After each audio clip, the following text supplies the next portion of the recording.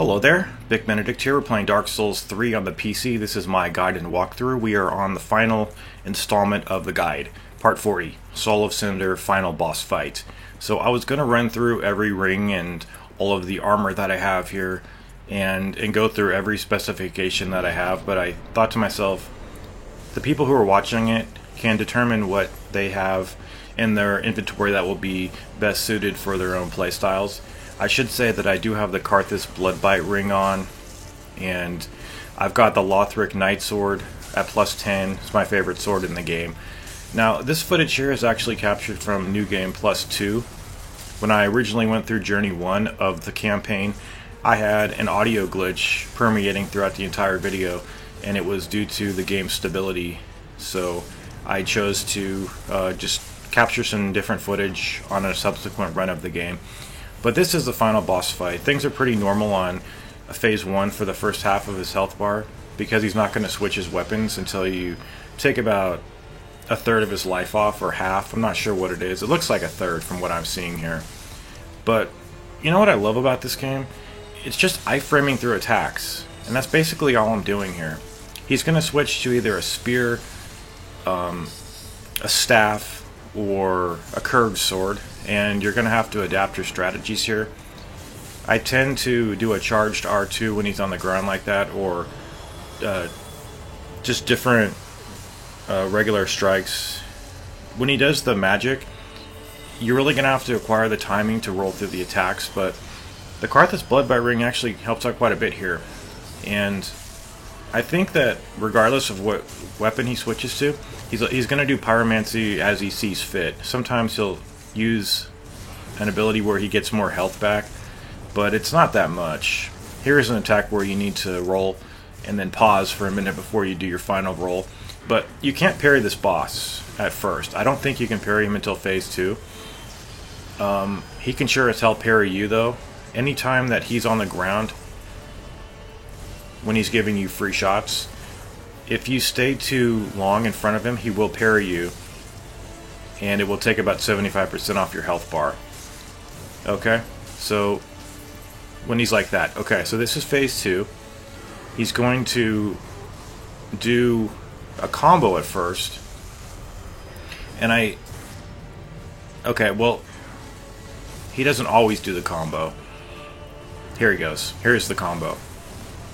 You need to stay away from that because it'll get you caught up in all of the combo attacks, and it's not going to kill you, but you'll probably come close to getting killed. I mean, it depends how much health you have, obviously. But you notice that he's got a kick that he tends to follow up with a grab. And just on this phase, look for when he's raising his sword above the air, because he's going to start his combo at that point. And it has a little bit too much phantom range to be acceptable to me, because it's easy to get clipped by it. But all I do here is I wait for him to jump at me so that I can do a rolling R1 and proceed to punish him. Now he's got some electric attacks that he does here. This is the one where he throws it up into the air and then you need to dodge. But I generally just back off and wait for him to attack. And here's his combo. Very deadly combo. See, the thing about this game, guys, and it's one of the topics I wanted to end on, when I first did this boss fight, it took me 5.5 hours to clear him. And now on New Game Plus 2, I consider this boss to be too easy / not hard enough. And that's not saying anything about how good or how bad I am at this game, because it all depends on how much time you invest, how much practice you put in with it, and how much patience you have and willingness to get better at the game. It's just going to depend, you know. You go from barely being able to beat a boss and considering him to be almost unbeatable to being able to defeat him on harder terms, admittedly, because this is on New Game Plus 2. And you're thinking to yourself, well, can't they make this boss a little bit more challenging? And it's not that there's some kind of a defect with the boss, it's just the fact that you're getting better. And it's one of the most rewarding things in video games. And this game has just been a lifesaver for me. A life changer and a lifesaver. I just love it. I don't mean to sound maudlin about it, but you guys, it's so satisfying to play a game that is rewarding. That was unfortunate. I was almost about to clear this guy and he swiped at me.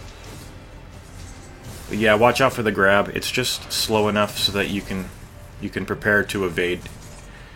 And that's been the guide. I'm not sure if I'm going to bring you any more Dark Souls content from this game. Obviously, when the DLC drops, I'll be covering that very enthusiastically. At this point, I'm looking to possibly do a New Game Plus 7 walkthrough or a Soul Level 1 walkthrough, but we'll see. Anyway, there's the Soul of Cinder. Just keep practicing, iframing your way through those attacks, and you should be good. It might take you 5.5 hours, it might take you an hour, it could take you 5 days, 5 years. It doesn't, there's no cap on it. Anyway, I've run over you guys. We've done Dark Souls 3. It was a fantastic game, challenging, rewarding, and of all the I think this is my favorite. Obviously, Dark Souls 2 is a piece of shit. Dark Souls 1, I think this is better. I honestly do. I like it. In fact, I love it. So, thank you guys very much for watching the guide. I hope that it helped you out if you were struggling. And just take care, and I'll see you in future projects. Thank you very much for watching, and I'm out. Take care.